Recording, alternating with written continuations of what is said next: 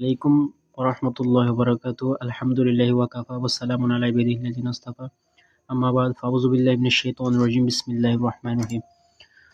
দেশের যে যেখান থেকে দেখতে পাচ্ছেন এই ভিডিওটি সবাইকে আন্তরিক আমার মনের অন্তঃস্থল থেকে সালাম। তো আপনাদেরকে আমি এই ভিডিওতে A to Z বলে দেব কিভাবে কোরআনটা আপনারা অধ্যয়ন করবেন। আমরা দেখেন কোরআন থেকে যত দূরে চলে যাচ্ছি তত আমাদের বিপদগ্রস্ত হচ্ছে। এমনকি আমরা কোরআনের যে আপনার যে মর্যাদা, যে সম্মান, এটা না দেওয়ার কারণে, আমরা গুরুত্ব না দেওয়ার কারণে আমরা আজকে পৃথিবীতে আমরা অনেক দূরে বা অনেক পিছিয়ে। তো এখন কথা হচ্ছে কোরআনকে কীভাবে অধ্যয়ন করবেন, এমনকি আপনি নিজে অধ্যয়ন করবেন কীভাবে, যারা হাফেজ আছেন তারা কীভাবে অধ্যয়ন করবেন, যারা জেনারেল লাইনে আছেন অথবা যারা বাচ্চা ধরেন যে কোরআন শরীফ পড়তে ইচ্ছুক কিন্তু নিয়ম কানুন কিছুই জানেন না, তো তাদের জন্য আজকের এই ভিডিওটি। তো দেখেন আমি একটি হাদিস বলি, সেটি হচ্ছে আল্লাহ রাসূল সাল্লাল্লাহু আলাইহি ওয়াসাল্লাম বলেছেন, আমি কিয়ামতের দিন আমার উম্মতদের বিপক্ষে বাদী হয়ে দাঁড়াবো। আমি তোমাদের কাছে কোরআন রেখে এসেছিলাম কিন্তু তোমরা কোরআনটা অবহেলার বস্তু বানিয়েছো, পড়ো নাই, সেজন্য আজকে তোমাদের বিরুদ্ধে আমি বাদী হয়ে আল্লাহর আদালতে আমি মামলা করব। তো তাহলে চিন্তা করেন, যে রাসূল আমাদের জন্য এত কিছু করছেন তিনি যদি আমাদের বিপক্ষে দাঁড়ায় তাহলে আমাদের বাঁচার কোনো উপায় আছে? আপনি হাউজে কাউসারের পানি কীভাবে পান করবেন তাহলে? আচ্ছা যাক, এখন বিষয়টা হচ্ছে একটা কোরআন আয়াত বলি, সেটা হচ্ছে, তো আমি ভূমিকা বলতে গিয়ে কিন্তু অনেক কিছু হচ্ছে, আচ্ছা সমস্যা নেই, একটু ধৈর্য ধরে থাকুন। তো ধরেন যে আফালা ইয়াতাদাব্বারুনাল কোরআন, এরা কি কোরআন শরীফ নিয়ে, মানুষেরা কি কোরআন শরীফ নিয়ে গবেষণা করে না? ওয়ালাউ কানা, এটা যদি মিন ইনদিল্লাহি, আল্লাহ ব্যতীত, মিন ইনদিল্লাহি লাওয়াজাদু ফীহি ইখতিলাফান, তারা সেখানে দেখতে পেত অনেক গরমিল। তাহলে আফালা ইয়াতাদাব্বারুনাল কোরআন, তারা কি কোরআন শরীফ নিয়ে গবেষণা করে না? ওয়ালাউ কানা মিন ইনদিল্লাহি লাওয়াজাদু ফীহি ইখতিলাফান, এটা যদি আল্লাহ ছাড়া কারো কাছ থেকে যদি আসতো তাহলে কি হতো, অনেক গরমিল বা অনেক সমস্যা দেখতে পেত, অবশ্যই অনেক গরমিল আমরা দেখতে পারতাম। সেজন্য কোরআন হচ্ছে একেবারে নিখুঁত, কোনো ভুল নাই। কোরআনের এমন উঁচু মানের, এত মর্যাদা যে এখানে কোনো ভুল শব্দ নেই। লা রয়বা, এই যে এখানে আছে না, এই যে লা রয়বা ফিহি, লা রয়বা, কোনো সন্দেহ নাই তার মধ্যে।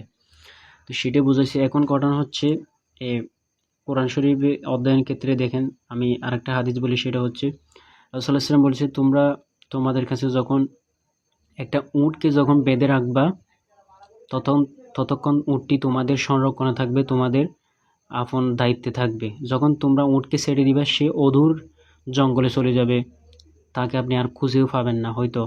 তো সেজন্য কোরআন শরীফ এমন জিনিস, আপনি যখন আপনার সবসময় যখন তেলাওয়াত করবেন তখন আপনার কাছে থাকবে। এরপর যখন কোরআন পড়া যখন ছেড়ে দিবেন তখন আপনার এটা আস্তে আস্তে উঠে চলে যাবে। এটা হচ্ছে নূর জিনিস। এটা আল্লাহ তাআলা, তো আপনি জানেন যে, বা শুনছেন কিনা জানি না, যে এটা পাহাড়কে দিয়েছিল। পাহাড় যদি এটা গ্রহণ করতো তাহলে চূর্ণ বিচূর্ণ হয়ে যেত। যদি আসমানকে যদি দেওয়া হইতো তাহলে আসমান জমিন সব কিছু চূর্ণ বিচূর্ণ বা বিদীর্ণ হয়ে যেত সব কিছু। তারপরে নদী, কি বলে, সাগরকে দিতে চাইছিল কিন্তু সাগর কিছু গ্রহণ করে না, একমাত্র মানবে গ্রহণ করছে। তো এই জন্য কোরআনকে অধ্যয়ন করা আমাদের জন্য খুব খুব ইম্পর্ট্যান্ট, খুব গুরুত্বপূর্ণ। কীভাবে আমরা কোরআনটা অধ্যয়ন করব আমরা আজকে না জানার কারণে আজকে আমাদের এই অধঃপতন। সবাই কিন্তু বুখারী শরীফ, হাদিস মাদিস কত কিছু পড়ি আমরা।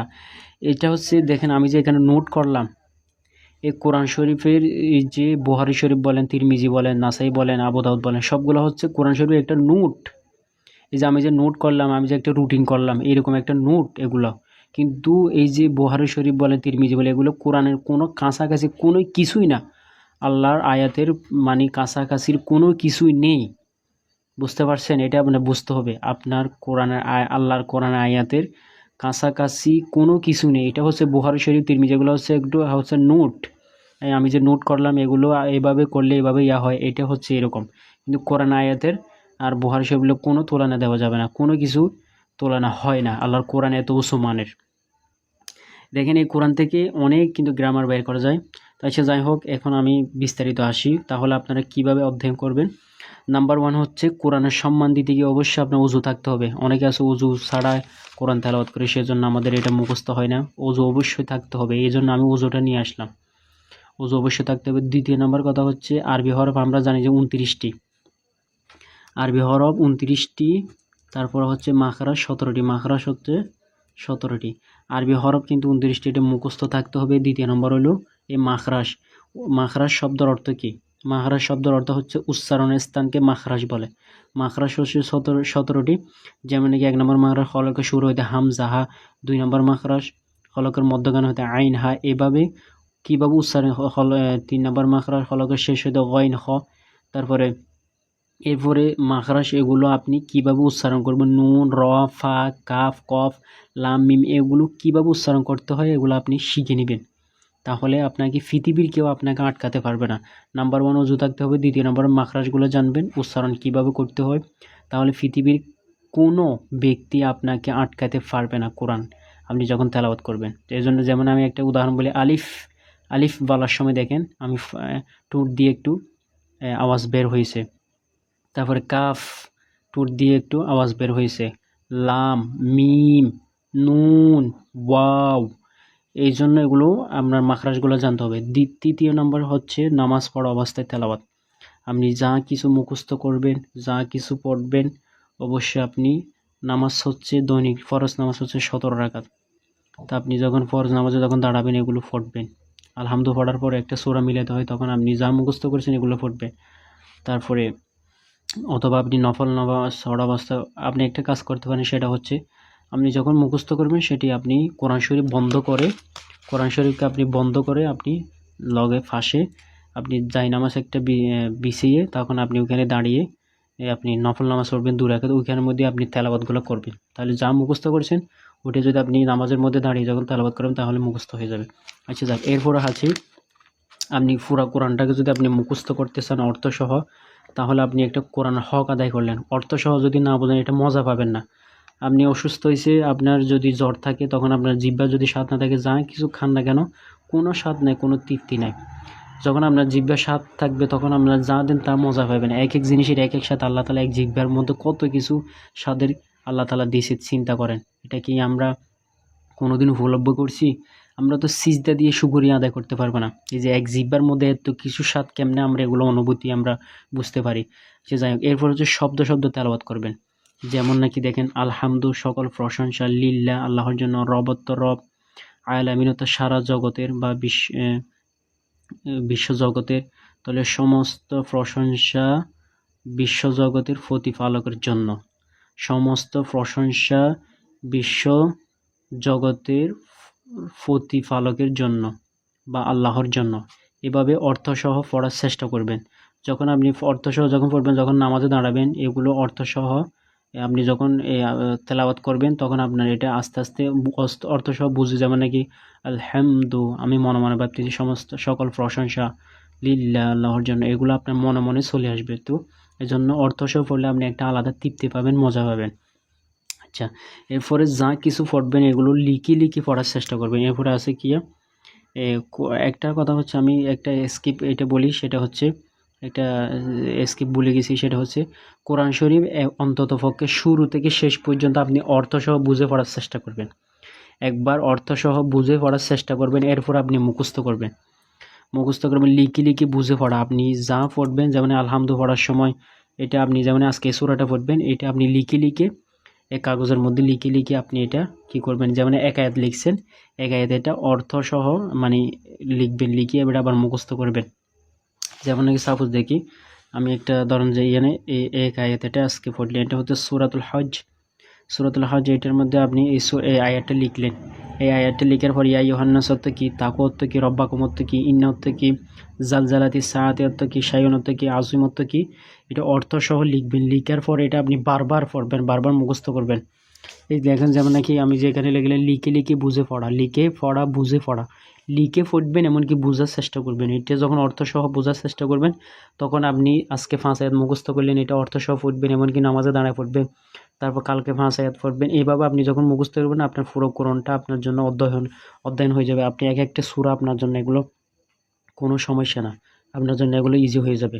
তাই আরেকটা হাদিস বলি, সেটা হচ্ছে ইবনে আব্বাস বলেন যে আমি রাসূল সাল্লাল্লাহু আলাইহি ওয়াসাল্লামের কাছে যে কোরআনটা যখন পড়তাম তখন আমরা প্রতিদিন 10টা আয়াত মুখস্থ করতাম।